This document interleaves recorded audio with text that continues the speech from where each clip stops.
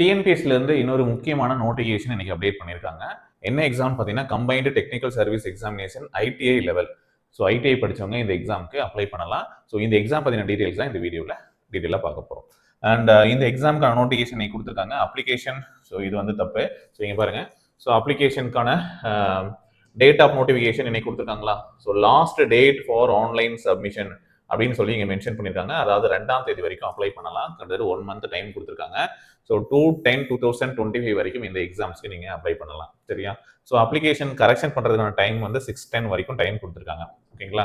So முக்கியமான விஷயம், நமக்கு தேவையான தகவல் என்ன அப்படின்னு பார்த்தோம் அப்படின்னா, ஸோ இந்த எக்ஸாமினேஷன் பேப்பர் 1 பேப்பர் 2 அப்படின்னு சொல்லிட்டு 2 பேப்பராக வந்து நடக்க போகுது. ஓகேங்களா?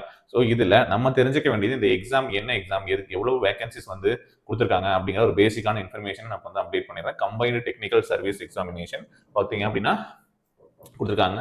ஓகே, ஸோ ஐடிஐ லெவல் 2 அப்படிங்கிறது கொடுத்துருக்காங்க. என்ன போஸ்ட், எவ்வளோ வேகன்சிஸ் இருக்கு அப்படிங்கிறத நம்ம உள்ள போய் பார்க்கலாம். ஓகே, ஃபீல்டு அசிஸ்டன்ட் அப்படிங்கிற போஸ்ட்டுக்காக கொடுத்துருக்காங்க. 1794 காலியிடங்கள் கொடுத்துருக்காங்க. பார்த்தீங்க அப்படின்னா தெரியும். கள உதவியாளர், தமிழ்நாடு மின் பகிர்மான கழகம். ஸோ இதன் மூலமாக 1794 வேகன்சிஸ். இதுல வந்து பார்த்தீங்கன்னா சிறந்த விளையாட்டு வீரர்களுக்கான இடஒதுக்கீட்டுக்கு தேவையான காலி பணியிடங்கள் குறைக்கப்பட்டிருக்கிறது அப்படிங்கிறதையும் கொடுத்துருக்காங்க. ஸோ 1794 வேகன்சிஸ் இதுல இருக்கு. ஸோ நீங்க யாராவது எலிஜிபிளா இருந்தீங்க அப்படின்னா மறக்காம இந்த எக்ஸாம்ஸ்க்கு அப்ளை பண்ண ஆரம்பிச்சிருங்க. லாஸ்ட் டேட்குள்ள ஆன்லைன்ல அப்ளை பண்ணி முடிச்சிருங்க. இந்த எக்ஸாமுக்கு என்ன மாதிரியான சிலபஸ் இருக்கு அப்படிங்கிற டீடைல்ஸை நம்ம வந்து பார்க்கலாம். எக்ஸாம் பேட்டர்ன் என்ன அப்படிங்கிறத பார்க்கலாம். அதுக்கு முன்னாடி தகுதி, யாரெல்லாம் இந்த எக்ஸாமுக்கு அப்ளை பண்ணலாம் அப்படின்னு பார்த்தோம்னா 1/7/2025 இந்த டேட்டை பொறுத்த வரைக்கும் உங்களுக்கு 18 வயசு ஆகியிருக்கணும். அது மட்டும் இல்லாம மேக்சிமம் ஏஜ் என்ன சொல்றாங்க அப்படின்னா, அதாவது ஜெனரல் கேட்டகரிக்கு 32 வயசு வரைக்கும், 32 வயது நிறைவடைந்திருக்க கூடாது. ஸோ அதுக்குள்ள இருக்கிறவங்க அப்ளை பண்ணலாம். ஜெனரல் கேட்டகரியில நீங்க வந்து ஒரு நிர்ணயிக்கப்பட்ட குறைபாடுடைய மாற்றுத்திறனாளியா இருந்தா 42 வரைக்கும் அப்ளை பண்ணலாம். முன்னாள் ராணுவத்தினராக இருந்தா 50 வயதுக்கு வரைக்கும் அப்ளை பண்ணலாம். ஆதரவற்ற விதவையாக இருந்தா 37 வயது வரைக்கும் அப்ளை பண்ணலாம். ஸோ இது மட்டும் இல்லாம மற்ற கம்யூனிட்டியில இருக்கக்கூடியவங்க, சரியா, அதாவது BC, MBC, okay, BCM, SC, ST, so இவங்களுக்கெல்லாம் வந்து பார்த்தோம் அப்படின்னா உச்ச வயது வரம்பு 34 அப்படின்னு சொல்லி கொடுத்துருக்காங்க. ஸோ எவ்வளவு மேக்ஸிமம் ஏஜ் லிமிட் அப்படிங்கிறத பாருங்க. ஸோ பிற்படுத்தப்பட்ட வகுப்பினர், பிற்படுத்த வகுப்பு, மிகவும் பிற்படுத்தப்பட்ட வகுப்பினர் இவங்களுக்கெல்லாம் 34, ஆதி திராவிடர், சரியா, ஸோ அவங்களுக்கு வந்து பார்த்தீங்கன்னா எஸ்சி எஸ்டிக்கு வந்து 37 வயதும் கொடுத்துருக்காங்க. சரிங்களா?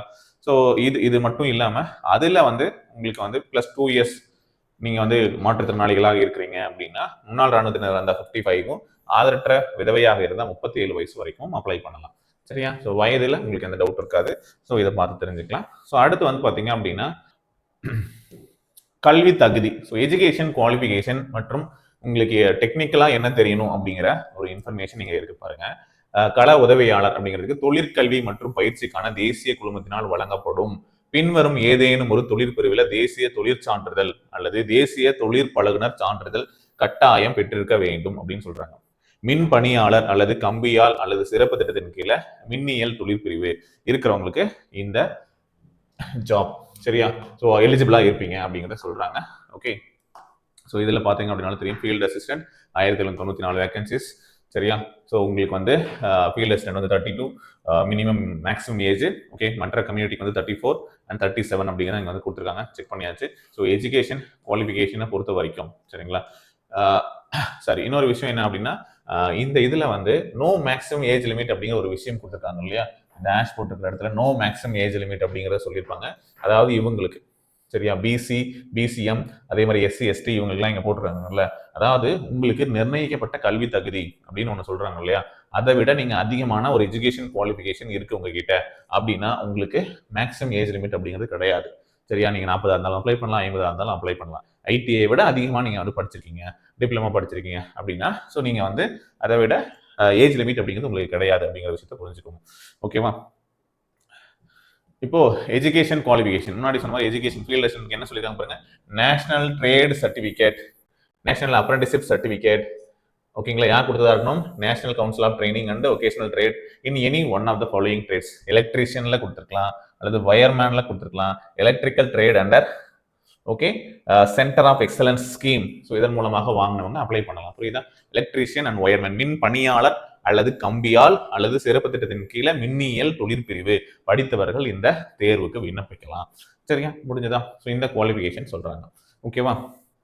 சரி, ஸோ இதற்கான தேர்வு முறைகள் அப்படிங்கிறது என்ன அப்படிங்கிறத பார்ப்போம். தமிழ் மொழி கண்டிப்பா உங்களுக்கு வந்து அதுக்கான ஒரு தகுதி தேர்வா வந்து வைக்கிறாங்க. ஸோ தமிழ் மொழி தகுதித்தாள் இருக்க போகுது. அது கூடவே வந்து பாத்தீங்க அப்படின்னா உங்களுக்கான தொழில் தகுதிக்கான தேர்வும் நடத்த போறாங்க. ஸோ அது என்னென்ன அப்படிங்கிறத நம்ம வந்து பார்த்துருவோம். எழுத்து தேர்வை பொறுத்த வரைக்கும் சரிங்களா, எழுத்து தேர்வை பொறுத்த வரைக்கும் இங்க கொடுத்துருக்காங்க பாருங்க, தேர்வு திட்டம். சரியா, தேர்வு திட்டம் சொல்றாங்களா? எப்படி கொடுத்துருக்காங்க? பேப்பர் 1ல வந்து பார்த்தோம் அப்படின்னா தமிழ் தகுதி தேர்வு வைக்கிறாங்க. சரியா, 10ஆம் வகுப்பு தரத்துல இருக்க போகுது. 100 கேள்விகள் தமிழ்ல, பொது அறிவில் 75 கேள்விகள், மேக்ஸ்ல 25 கேள்விகள். சரியா, மொத்தமாக வந்து பாத்தீங்க அப்படின்னா இது ஆன்லைன்ல கம்ப்யூட்டர் பேஸ்டு டெஸ்டா கண்டக்ட் பண்ண போறாங்க.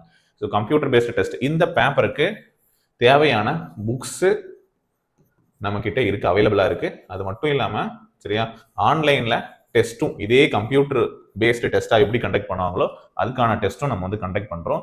வீடியோ கிளாஸஸுமே வந்து பாத்தீங்க அப்படின்னா இதுக்கு நம்ம வந்து ப்ரொவைட் பண்றோம். ஆன்லைன்ல கிளாஸஸுமே நம்ம வந்து ப்ரொவைட் பண்றோம். தேவைப்படுறவங்க இந்த கிளாஸஸை என்ரோல் பண்ணிக்கலாம். இதுக்கான கான்டாக்ட் நம்பர் 8681859181. இந்த நம்பருக்கு கான்டாக்ட் பண்ணி நீங்க இந்த புக்ஸோ டெஸ்ட்டோ நீங்க வந்து இல்லை கிளாஸோ நீங்க வந்து என்ரோல் பண்ணிக்கலாம். சரியா, ஸோ அடுத்து வந்து பார்த்தோம் அப்படின்னா பேப்பர் 2 வந்து தொழிற்பயிற்சி சம்பந்தமானது. 200 கேள்விகள் இருக்க போகுது. சரியா, ஸோ 3 மணி நேரம் டைம். ஸோ இதுதான் வந்து உங்களுக்கான எக்ஸாமோட பேட்டர்ன். ஓகேங்களா, ஸோ ஃபர்ஸ்ட் வந்து இது வந்து அப்ஜெக்டிவ் பேப்பர் தான். எல்லாமே கம்ப்யூட்டர் பேஸ்டு டெஸ்டா தான் வந்து கண்டக்ட் பண்ண போறோம் அப்படின்னு சொல்லியிருக்காங்க. ஓகேங்களா, தாள் 2 பாடத்தால் வந்து கள உதவியாளர், தொழிற்பிரிவு, மின் பணியாளர் மற்றும் கம்பியால். சரியா, ஸோ தமிழ் ஆங்கிலம் அது ரெண்டுலையுமே வந்து பார்த்தீங்கன்னா கொஸ்டின் பேப்பர் இருக்கும் அப்படிங்கிறது கொடுத்துருக்காங்க. ஸோ இப்போ வந்து முக்கியமான விஷயம் என்ன அப்படின்னா தேர்வர் தாள் 1 பகுதி ஆவில் குறைந்தபட்ச மதிப்பெண், அதாவது 40% மதிப்பெண் பெற்றிருக்க வேண்டும் அப்படின்னு சொல்றாங்க. சரிங்களா, 40% மார்க் எடுத்திருந்தாதான் சரியா தாள் 1ல பகுதி ஆ பகுதி இ இந்த இது வந்து இது பண்ணுவாங்க. அதாவது தமிழ்ல நீங்க 60 மார்க்ஸ் எடுத்தாதான் உங்களோட வந்து வெரிஃபை பண்ணுவாங்க. 40% மார்க்ஸ் வந்து நீங்க வந்து ஸ்கோர் பண்ணணும். சரிங்களா, 100 கேள்விகள் இருக்கு அப்படின்னா ஸோ அதுல வந்து பாத்தீங்க அப்படின்னா 40% கொஸ்டின், 100 கேள்விகள் இருக்கு அப்படின்னா 40 கேள்விகள் சரியா போட சொல்றாங்க. சரிங்களா, அப்பதான் உங்களுக்கு வந்து 60 மார்க் அப்படிங்கிறது கிடைக்கும். ஸோ ஒரு கொஸ்டினுக்கு 1.5 மதிப்பெண்கள் அப்படிங்கிற விதத்துல கொடுக்குறாங்க. ஓகேங்களா, 40 கேள்விகளுக்கு வந்து பார்த்தோம் அப்படின்னா உங்களுக்கு 60 மதிப்பெண்கள். இந்த மினிமம் 60 மார்க்ஸ் ஸ்கோர் பண்ணாதான், ஓகேங்களா, 40 கேள்விக்கு சரியா பண்ணாதான் அடுத்த பேப்பர். சரியா, அதாவது உங்களோட ஜிஎஸ் பிளஸ் மேக்ஸ் இருக்கு இல்லையா, அதை வேலிடேட் பண்ணுவாங்க. சரியா, அப்புறம் தாள் 1ல பகுதி ஆ மற்றும் ஈவிக்கான வினாத்தாள் தமிழ் மற்றும் ஆங்கிலத்தில் இருக்கும். பைலிங்குலா தான் இருக்கும், தமிழ் இங்கிலீஷ்ல தான் இருக்கும், ஒன்றும் பிரச்சனை கிடையாது. ஓகே, ஸோ உங்களுக்கான ரிட்டர்ன் எக்ஸாமினேஷனுக்கான சிலபஸ் அப்படிங்கிறது இதனுடைய இறுதியில் கொடுத்துருக்காங்க. ஸோ அதுவுமே செக் பண்ணிக்கோங்க. ஸோ தமிழுக்கான 100 கேள்விகள், இதில் வந்து 40 கேள்விகள் சரியா பண்ணணும். அதில் இலக்கணம், சொல்லகராதி. ஓகே, அடுத்து வந்து பார்த்தீங்கன்னா எழுதும் திறன், கலை சொற்கள், வாசித்தில் புரிந்து கொள்ளக்கூடியது, அடுத்து எளிய மொழிபெயர்ப்பு, இலக்கியம், தமிழறிஞர்கள், தமிழ் தொண்டு. ஸோ இந்த சிலபஸ்க்கு தேவையான 6ல இருந்து 10ஆம் வகுப்பு வரைக்குமான புத்தகங்கள் நீங்க பயன்படுத்தலாம்.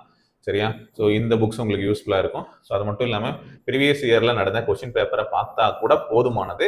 இந்த பேப்பர்ல 40 கேள்விகள் சரியா பண்ணிடலாம், நெகட்டிவ் மார்க்கிங் இல்லை, ஈஸியா பண்ணிடலாம். ஸோ இந்த மாதிரி ஒரு 40க்கும் மேற்பட்ட எக்ஸாம்ல இதே பேட்டர்ன் கொஸ்டின்ஸ் வந்து எடுத்திருக்காங்க. ஸோ அந்த கொஸ்டின் பேப்பர்ஸ் நீங்க படிச்சாலும் போதும், அது அவைலபிளா இருக்கு, தேவைப்படுறவங்க வாங்கிக்கோங்க.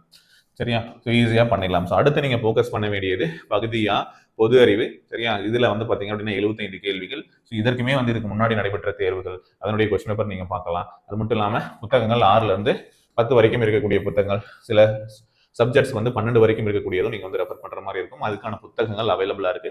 வேண்டவங்க இந்த இண்டிவிஜுவலான சப்ஜெக்ட்ஸ்க்கான புக்ஸும் இருக்கு. ஓகேங்களா, தேவைப்படுறவங்க வாங்கிக்கோங்க. இப்போ புவியியல் அப்படின்னு எடுத்துக்கிட்டீங்கன்னா புவியியலுக்குன்னு தனியா ஒரு புத்தகம் வந்து நம்ம கொடுத்துருக்கோம். புவி அமைவிடம், இயற்கை அமைவுகள் எங்கெங்க படிக்கணுமோ ஸோ அதுக்கான கண்டென்ட்டோட வந்து பாத்தீங்க அப்படின்னா ஸோ நம்ம இந்த புக்ஸ் வந்து கொடுத்துருப்போம். தேவைப்படுறவங்க நீங்க இது வாங்கிக்கலாம். இந்த புக்ஸ் பத்தின டீடைல்ஸ் வேணுங்க ஸ்கிரீன்ல தெரிய நம்பருக்கு கான்டாக்ட் பண்ணிக்கோங்க. சரியா, ஸோ இதே மாதிரி இந்தியாவினுடைய வரலாறு, பண்பாடு, இந்திய தேசிய இயக்கம், ஆட்சியர், ஸோ இது எல்லாமே வழக்கம் போல இந்திய பொருளாதாரம் இதெல்லாமே இருக்கு. தமிழ்நாட்டினுடைய வரலாறு, மரபு, பண்பாடு, அரசியல் இயக்கங்கள். ஸோ இந்த மாதிரி ஒவ்வொரு யூனிட்டுக்கும் 6 யூனிட் இருக்கு. 6 யூனிட்ல எந்தெந்த யூனிட்ல எவ்வளவு கேள்விகள் கொடுக்குறாங்கன்னு சொல்லியிருக்காங்க. இதுல அதிகமான கேள்விகள் கேட்கக்கூடிய யூனிட் 4, 5 இந்த 6 யூனிட்ஸ் வந்து கொஞ்சம் ஃபோக்கஸ் பண்ணி படிங்க, நிறைய மார்க் எடுக்கலாம். அடுத்து மேக்ஸ்ல வந்து பார்த்தோம் அப்படின்னா 25 கேள்விகள். இதுல வந்து ஆப்டிடியூட் 15, ரீசனிங் வந்து பார்த்தீங்கன்னா 10 கொஸ்டின்ஸ். சரியா? ஸோ இதுவுமே ஈஸியா பண்ணலாம். இதுக்கு தனியா ஒரு கிளாஸ் புக்ஸ் பிளஸ் கிளாஸ் இதுவும் நம்ம கண்டக்ட் பண்றோம். மேக்ஸ் வராது அப்படின்னு நினைச்சீங்கன்னா கண்டிப்பா மேக்ஸ்ல ஸ்கோர் பண்ணீங்கன்னா உங்களோட ஸ்கோர் இம்ப்ரூவ் ஆகும். ஸோ இதுக்கான தனியா கிளாஸஸ் 499 அப்படிங்கிற ஃபீஸ் தனியா கூட இருக்கு, வேணுன்றதை ஜாயின் பண்ணிக்கோங்க. சரியா? 879 அப்படிங்கிற பிரைஸ்க்கு என்ன பண்றோம் அப்படின்னா இதுக்கு ஃபார்முலா புக் ஒன்று ரிவிஷனுக்கு, அது மட்டும் இல்லாம 2500 MCQ இது வரைக்கும் டிஎன்பிஎஸ்சி நடந்த கேள்விகள், சரியா, லாஸ்ட் 5 இயர்ஸ்ல நடந்த கொஸ்டின் பேப்பர்ஸோட புக் ஒன்றும் கொடுக்குறோம். பிளஸ் கிளாஸஸும் டெஸ்ட்டும் எல்லாமே வந்து பார்த்தீங்கன்னா ப்ரொவைட் பண்றோம். இண்டிவிஜுவலா வேணும் அப்படின்னா அதில் என்ரோல் பண்ணிக்கோங்க. ஸோ அடுத்து வந்து பார்த்தோம் அப்படின்னா நமக்கு தொழிற்பிரிவு மின் பணியாளர் மற்றும் கம்பியால் தொழிற்பயிற்சி தரத்துக்கான பாதுகாப்பு விதிகள், கருவிகள், பொருட்களை கையாளுதல் 10 கொஸ்டின், மின்னியல் மற்றும் மின்னணுவியல் அடிப்படைகள் அது 20 வினாக்கள், மின் இயந்திரங்கள் சம்பந்தமானது 15 வினாக்கள். அடுத்து வந்து மின்மாற்றி டிரான்ஸ்ஃபார்மர்ஸ் 20 கொஸ்டின்ஸ், மின் அளவை கருவிகள், ஒளி மற்றும் ஒளி அமைப்புகள் 20 வினாக்கள், மின் திறன் உற்பத்தி 20 வினாக்கள். ஸோ அப்படின்னு சொல்லிட்டு இங்க வந்து இங்கேயும் 7 யூனிட் கொடுத்துருக்காங்களா. 7வது யூனிட் பாருங்க தொடரமைப்பு மற்றும் பகிர்மானம். அடுத்து செல்கள் மற்றும் பேட்டரிகள் 8வது யூனிட். 9வது யூனிட் வந்து பாத்தீங்க அப்படின்னா கட்டுப்பாட்டு பலகைகள், கம்பி அமைப்புகள் 25 வினாக்கள். அடுத்து 10வது வந்து பாத்தீங்க அப்படின்னா நில உள்ளீட்டுக்கான கேபிள்கள், கடத்திகள், மின்காப்புகள் 25 கேள்விகள். ஸோ இந்த மாதிரி இதுக்கான சிலபஸும் இங்க வந்து கொடுத்துருக்காங்க, நீங்க வந்து செக் பண்ணிக்கலாம். ஓகேங்களா? ஸோ பின்னாடி தேர்வு மையத்திற்கு என்ன பண்ணணும் அப்படிங்கிற இன்ஸ்ட்ரக்ஷன்ஸ்லாம் இருக்கு. ஸோ இதுதான் வந்து சிலபஸ். ஒரு வாட்டி டவுன்லோட் பண்ணி பாருங்க, டீட்டெயிலாக பாருங்க. உங்களுக்கு ஏதாச்சும் ஃபர்ஸ்ட் பேப்பருக்கான கைடன்ஸ் வேணும் அப்படின்னாலும் அவைலபிளாக இருக்கு. செகண்ட் பேப்பருக்கு ரெடி பண்ணிட்டு நான் உங்களுக்கு வந்து இன்ஃபார்ம் பண்ணுறேன். சரியா? ஸோ இந்த வீடியோ பிடிச்சிருந்தா லைக் பண்ணி ஷேர் பண்ணி விட்டுருங்க உங்க ஃப்ரெண்ட்ஸ் எல்லாத்துக்கும். யாராவது ஐடிஐ படிச்ச எலக்ட்ரிஷியன் இருந்தாங்க அப்படின்னா ஷேர் பண்ணி விடுங்க, அவங்க எக்ஸாம்ஸ் எழுதட்டும். Okay, thank you.